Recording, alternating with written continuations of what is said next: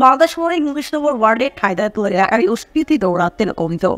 ইংরেজদের শহর কংগ্রেসের সভাপতির বাড়িতে হামলা, তাকে স্ট্রোক ও তার ছেলেকে মারধর, প্রাণে মারার হুমকি দেওয়ার অভিযোগ উঠল এক দুষ্কৃতীর বাড়িতে।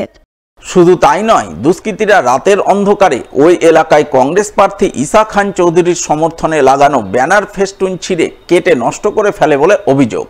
ঘটনায় কংগ্রেসের পক্ষ থেকে ইংরেজবাজার থানায় লিখিত অভিযোগ দায়ের করা হয়েছে এবং এই ঘটনায় দুষ্কৃতীদের বিরুদ্ধে অবিলম্বে উপযুক্ত পদক্ষেপ গ্রহণের দাবি জানিয়েছেন দক্ষিণ মালদার বাম সমর্থিত কংগ্রেস প্রার্থী ঈসা খান চৌধুরী।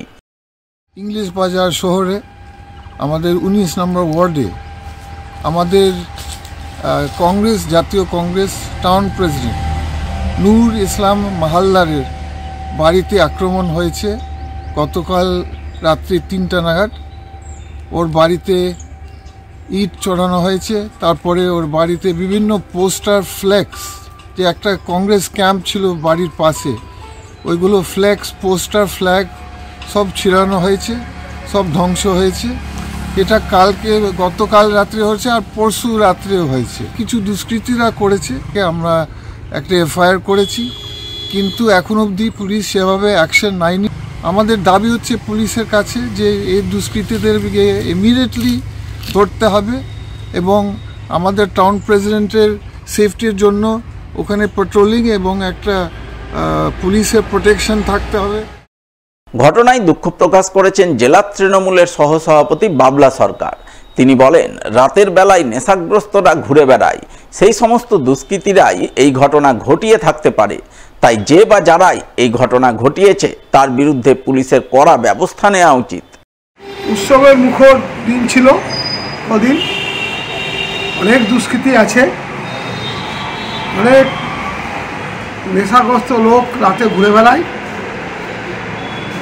তারা চুরি চামারির সাথে সাথে এইসব ফ্লেক্স ছিঁড়ে বেড়ায়।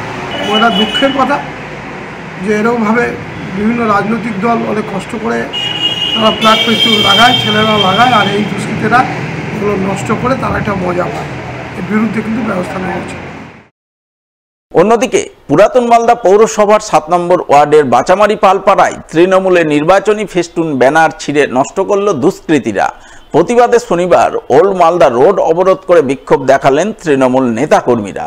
তৃণমূল নেতৃত্বের অভিযোগ, বিজেপির দুষ্কৃতীরাই এই কাণ্ড ঘটিয়েছে, তাই তাদের অবিলম্বে চিহ্নিত করে শাস্তির দাবিতে পথ অবরোধ করেছেন। যদিও তৃণমূলের তোলা অভিযোগ সাফ অস্বীকার করেছেন বিজেপি নেতৃত্ব। গত রাত্রে আমরা লক্ষ্য করলাম, সকালে উঠে আমাদের পার্টির কর্মীরা আমাদেরকে ফোন করে জানালো যে বিভিন্ন মহল্লাতে, বিভিন্ন পাড়ায়, বিভিন্ন রোডে আমাদের যে ফেস্টুন ফ্ল্যাগ রাখা হয়েছে, সেট করা হয়েছিল, সেগুলো কে বা কারা ছিঁড়ে তছনছ করেছে।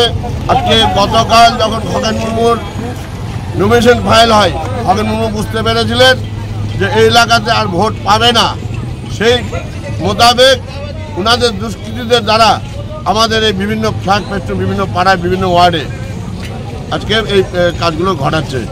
আজকে এলাকায় শান্তি শৃঙ্খলা যেন বজায় থাকে, আমরা পুলিশের কাছে, প্রশাসনের কাছে এবং যারা নির্বাচন কমিশনের দায়িত্ব আছে, অরিজিনাল দুষ্কৃতীদেরকে ধরে সিসিটিভি ফুটেজ দেখে অবিলম্বে তাদের শাস্তির ব্যবস্থা করে দিয়ে তবে আমরা আজকের মতন আমরা অবরোধ প্রত্যাহার করবো, নইলে আমাদের অবরোধ চলবে। গতকাল ভারতীয় জনতা পার্টির প্রার্থী খগেন মুর্মু যে নমিনেশন দিতে গিয়েছিলেন, তাতে সাধারণ মানুষের যে উচ্ছ্বাস এবং জনজোয়ার, তা দেখে তৃণমূল কংগ্রেস ভীত সন্ত্রস্ত। তারা গতকাল আপনারা দেখেছেন যে প্রতিটি চ্যানেলে পশ্চিমবঙ্গের সমস্ত মানুষ এবং এই জেলার সমস্ত মানুষের একটাই আলোচ্য বিষয় ছিল, সেটা হচ্ছে খগেন মুর্মুর নমিনেশন। তো সেই প্রচারের আলো থেকে আজকে যাতে কিছুটা মুখ ঘোরাতে পারে, তার জন্য এটা নতুন কৌশল। ও ডাবলের মধ্যে বেআইনি আমনেস্টি উজার সফল পেল মাদার কারণে তো তার পুলিশ বেআইনি আমনেস্টির সফল বিতাপুল লাইফ পুলিশ সূত্রে জানা গেছে ধৃত দুষ্কৃতীর নাম আলিম খান ওরফে বাঙালি, বাড়ি কালিয়াচক থানার মজমপুরের নারায়ণপুর এলাকায়। শুক্রবার রাতে সে নারায়ণপুর হাসপাতাল মোড়ে সন্দেহজনকভাবে ঘোরাঘুরি করছিল। ওই সময় কালিয়াচক থানার পুলিশ বিশেষ সূত্রে খবর পেয়ে তাকে পাকড়াও করে। তল্লাশিতে ধৃতের হেফাজত থেকে উদ্ধার হয় একটি 7mm পিস্তল, একটি ম্যাগজিন সহ 1 রাউন্ড কার্তুজ। তাই ধৃত দুষ্কৃতী কোথা থেকে আগ্নেয়াস্ত্র পেল, সে কি উদ্দেশ্যে আগ্নেয়াস্ত্র নিয়ে ঘোরাঘুরি করছিল ইত্যাদি নানান বিষয় জানতে শনিবার ধৃতের 10 দিনের পুলিশি হেফাজত চেয়ে পেশ করা হয় মালদা জেলা আদালতে।